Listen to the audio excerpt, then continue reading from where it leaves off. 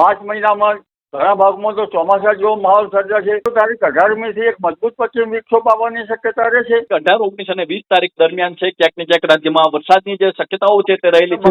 બંગાળના ઉપસાગરના ભેજના કારણે અને અરબ સાગરના ભેજના કારણે સાયક્લોનિક સર્ક્યુલેશનના કારણે કેટલાક ભાગમાં વરસાદ થવાની શક્યતા રહેશે. આ વરસાદ જે છે એ લગભગ છૂટો છવાયો થવાની શક્યતા રહેશે. પાટણના ભાગોમાં, મહેસાણા કેટલાક ભાગોમાં, સાબરકાંઠાના ભાગોમાં, પંચમહાલના ભાગોમાં પવનની ગતિ એક પછી આ વખતે પવનની ગતિ વધુ રહેવાની શક્યતા રહેશે. જેની અસર આંબાના પાક ઉપર થવાની શક્યતા ગણી છે. તો આ વરસાદ જે છે તે 18, 19 અને બહુ તો 20 સુધી રહી શકે. હાલ જોઈએ તો રાજ્યમાં અત્યારે ઉનાળાનો તડકો જોવા મળી રહ્યો છે. એક બાજુ જોઈએ તો તાપમાન છે તે ઊંચું જઈ રહ્યું છે અને તેની વચ્ચે તમે અનેક જગ્યાએ સાંભળતા હશો કે આગામી દિવસોમાં છે વરસાદની પૂરી શક્યતાઓ છે. ત્યારે તેમાં શું સત્ય છે, શું તથ્ય છે, તેને લઈને વાત કરવી છે. ત્યારે આપણી સાથે જાણીતા હવામાન નિષ્ણાત અંબાલાલભાઈ પટેલ જોડાઈ ચૂક્યા છે.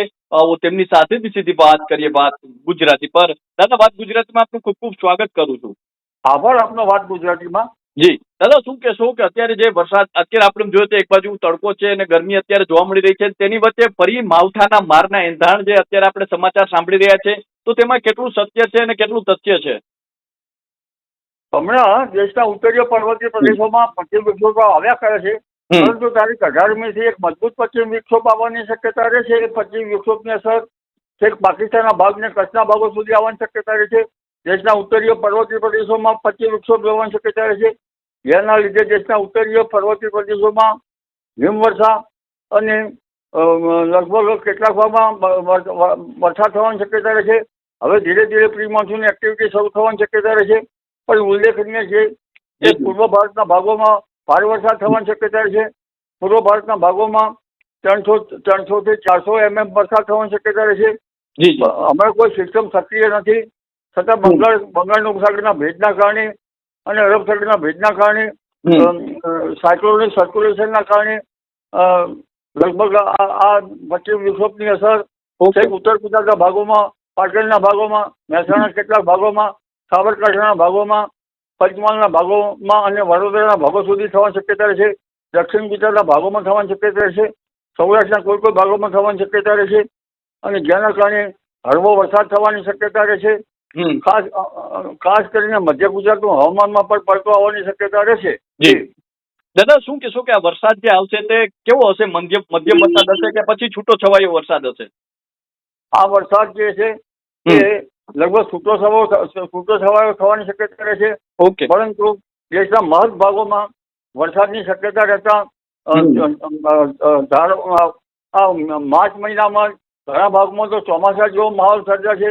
ખાસ કરીને પૂર્વીય ભારતના ભાગોમાં અને લગભગ મહારાષ્ટ્ર, કર્ણાટકના એ ભાગોમાં ભારે પવનની ગતિ સાથે વરસાદ થવાની શક્યતા રહેશે. અને આ પવનની ગતિના કારણે દક્ષિણ ભારતના ભાગો અને કેટલાક તેના ઉપરના ભાગોમાં, મધ્ય ગુજરાતના લગભગ નીચેના ભાગોમાં પવનની ગતિ વધારે રહેવાને કારણે આંબાના પાકો પર અસર થવાની શક્યતા રહેશે. તેના ફૂલ ભમરી ગળી જવાની શક્યતા, તેના ફૂલ મોર ગળી જવાની શક્યતા રહેશે. પરંતુ આ વરસાદ જે છે તે 18, 19 અને બહુ તો 20 સુધી રહી શકે. ત્યારબાદ 26મી તારીખ આસપાસ માર્ચમાં હવામાન પલટાશે અને તેની અસર છે એપ્રિલ સુધી રહેવાની શક્યતા રહેશે.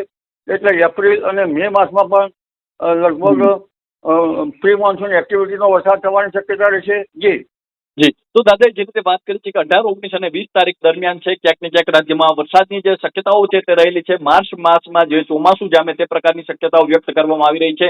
દાદા, શું કહેશું કે અત્યારે આપણે આમ જોઈએ તો જે તાપમાન છે તે ઊંચું જોવા મળી રહ્યું છે, તો જે દરમિયાન માવઠું પડશે, માવઠાની જે એંધાણ વર્તાઈ રહ્યા છે, તો તે દરમિયાન તાપમાન છે નીચું જઈ શકે છે? દેશના ઉત્તરીય પર્વતીય પ્રદેશોમાં મજબૂત પશ્ચિમ વિક્ષોભ આવતો હોય છે, જેના કારણે દેશના ઉત્તરીય પર્વતીય પ્રદેશોમાં હિમવર્ષા થતી હોય છે, જેના કારણે તાપમાનમાં નીચું જવાની શક્યતા રહેતી હોય છે.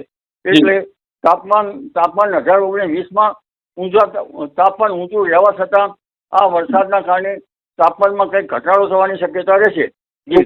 જી તો દાદા, શું કહેશો કે એક બાદ એક જે માવઠાઓ આવી રહ્યા છે, તો આની અસર ચોમાસા પર પડી શકે છે? આની અસર ચોમાસા ઉપર પડી શકે તે કહેવું કઠિન છે, કારણ કે વરસાદનો ગર્ભ જે છે જી. એ લગભગ એક અક્ષમાઉ દ્રોણ જેવો અતિવૃષ્ટિ થઈ જાય તો જ તેની અસર વરસાદના ઘર ઉપર પડી શકે. પરંતુ અત્યારે ગરમીના કારણે પ્રી મોન્સૂન એક્ટિવિટીના કારણે આ ગતિવિધિ જણાશે અને પ્રી મોન્સૂન એક્ટિવિટીમાં આવી ગતિવિધિ થતી જ હોય છે. જી. તો દાદા આમ જોઈએ તો આ વર્ષે ચોમાસું વહેલું આવે તેવી શક્યતાઓ દેખાઈ રહી છે કે ચોમાસું સમયસર જ આવશે? ચોમાસું સારું રહેવાની શક્યતા એકંદરે ગણી શકાય. અનિયમિત ઘાસી છે એટલે ગરમીની શક્યતા રહી શકે. એટલે ગરમીના કારણે બંગાળ ઉપસાગર અને અરબી સમુદ્રમાં બનતી સિસ્ટમના કારણે વરસાદ વહેલો આવી શકે. પરંતુ તે નિરંતર ચોમાસું કહી શકાય નહીં. લો પ્રેશરના કારણે વરસાદ આવવાની શક્યતા રહેશે. 8મી જૂનથી 20મી જૂન વચ્ચે દરિયામાં પવનો બદલાશે, જેના કારણે મૃગશીર્ષ નક્ષત્રમાં વરસાદ આવવાની શક્યતા રહેશે. મૃગશીર્ષ નક્ષત્ર લગભગ 10-11 જૂનની આસપાસથી 20મી જૂન વચ્ચે વરસાદ આવવાની શક્યતા ગણી શકાય.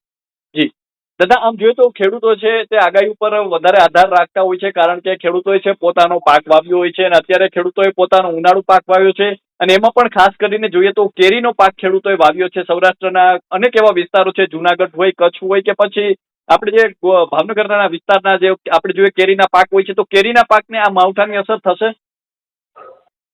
આ માવઠું લગભગ ઘણા વિસ્તૃત ભાગોમાં નહીં હોય. ઉત્તર ગુજરાતના ભાગોમાં, વડોદરાના, મધ્ય ગુજરાતના ભાગોમાં, દક્ષિણ ગુજરાતના ભાગોમાં ક્યાંક છૂટું છવાયેલું છે. પરંતુ પવનની ગતિના કારણે આંબાના પાકનો મોર ગળી જવાની શક્યતા રહે છે. એટલે પવનની ગતિ એક પછી આ વખતે પવનની ગતિ વધુ રહેવાની શક્યતા રહે છે, જેની અસર આંબાના પાક ઉપર થવાની શક્યતા ગણી શકાય. જી. તો દાદા હવે આમ જોઈએ તો આપણે જે રીતે વાત કરી છે કે જે આ પવન છે તે હોઈ શકે છે, તો દાદા આગામી દિવસોમાં હજુ કોઈ માવઠાની શક્યતાઓ છે કે હવે ઉનાળા દરમિયાન કોઈ માવઠું નહીં જોવા મળે? હવે માવઠું ના કહી શકાય, હવે પ્રી મોન્સૂન એક્ટિવિટી કહી શકાય. ઓકે. એપ્રિલ માસમાં પણ પ્રી મોન્સૂન એક્ટિવિટી થવાની શક્યતા રહેશે. લગભગ 26મી એપ્રિલથી ગરમી પડવાની શક્યતા રહેશે અને 11મી મે થી 20 મે વચ્ચે આરબ કન્ટ્રીની કાળી આંધી ચડી જવાની શક્યતા રહેશે, જેના કારણે છાંટા થવાની શક્યતા રહેશે. પરંતુ 17મી મે આસપાસ બંગાળ ઉપસાગરમાં એક પછી એક તબક્કાવાર ચક્રવાતો સર્જાવાની શક્યતા રહેશે અને અરબ સાગરમાં પણ 8મી જૂને હવામાં પલટાવ છે અને 20મી જૂન વચ્ચે હવામાનમાં વરસાદ થવાની શક્યતા ગણી શકાય. એ પૂર્વે 24 મેથી 4 જૂન વચ્ચે પણ ક્યાંક વરસાદ થવાની શક્યતા ગણી શકાય. જી દાદા આમ જોઈએ તો જે આપણે જોઈએ તો જે ચક્રવાત સર્જાતા હોય છે, તો ગુજરાતમાં વાવાઝોડાની કોઈ શક્યતાઓ છે? ગુજરાતમાં 8મી જૂનથી 20મી જૂન વચ્ચે અરબ સાગરમાં એક સિસ્ટમ બનવાની શક્યતા રહેતા ત્યાં લગભગ ચક્રવાત થવાની શક્યતા રહેશે. પરંતુ 17મી મે પછી લગભગ 23-24 મે આસપાસ પણ અરબ સાગરમાં એક હલચલ જોવા મળશે.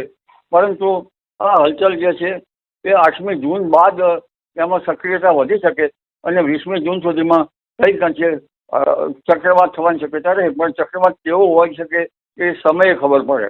જી દાદા અંતિમ પ્રશ્ન છે કે અત્યારે આપણે જોઈએ ઉનાળો છે ને ઉનાળાની શરૂઆત થતા જે માવઠાના મારના એંધાણ વર્તાઈ રહ્યા છે, તો ઉનાળામાં કોઈ હીટવેવની શક્યતાઓ છે? આ વર્ષે કેવો ઉનાળામાં તડકો પડી શકે છે? તાપમાન કેટલું ઊંચું જઈ શકે છે?